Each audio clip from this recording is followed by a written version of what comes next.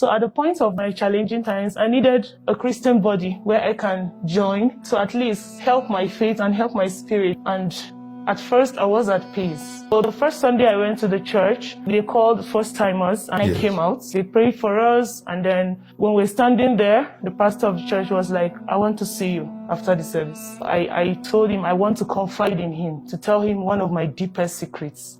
He prayed with me and told me I shouldn't feel guilty at all of what I've done before. So I said, okay, thank you so much, sir. The second time was when I went back.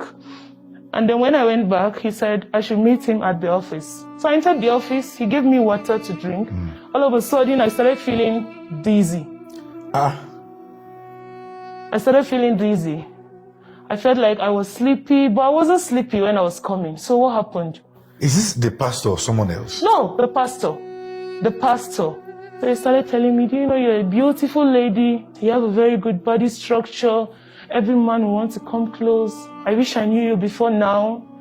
And I know I'm married, but then, do you mind if you can be more closer to me, be a friend? And I told him, sir, you're my father. I said, no. And then I stepped out. I reached home. I thought that was all. He started sending me messages, started sending me voice notes, started sending me pictures of his private areas. The first time he sent, I thought it was a mistake, and I replied, sorry, Pastor, I think this is not for me. And he was like, yes, this is for you. I just want you to understand the feeling I have for you. That's not the pastor. That's a wolf in sheep's clothing. He kept sending messages, kept calling every day. When I pick, the first thing he draws my attention is, Jesus loves you. Or he can call and say, let me pray with you today. I was led. And then at the end of the call, that's when he will now talk about love. Fast forward, he told me to come. So I went to the office. When he came, he entered the office, and then the same thing he did. He just gave me the water bottle. But I noticed it was already open. The seal was opened already. You drank it again? I drank it. I was thirsty. You drank it again? I drank it. You drank it again? Yes. I was thirsty. I don't know what came over. I was so thirsty. I had to drink. Then I was sitting on the chair. He sat on the table edge. Then he started touching me, making advances. And then he told me, no matter how I shout, nobody is going to hear me. He was stronger than me. I was vulnerable. He succeeded in raping me. And when I came back to my consciousness, I was just crying. I was so emotional.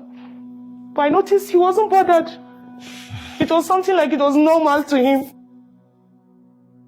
Immediately I go back home. I saw his call again. He said on Tuesday Bible study, I should come and see him in church. So I went to church. You went to church? Yes. Who preached? Him. And you were seated? I was seated. And he was seeing you? He was seeing me. And he preached? He preached. What was the topic that day? He was preaching on how some pastors fall, luring other ladies, and how the spiritual life of the lady are not really strong. So he was encouraging the youths to be sensitive and not to just take spirituality casual. He was encouraging the youths to be on fire for God.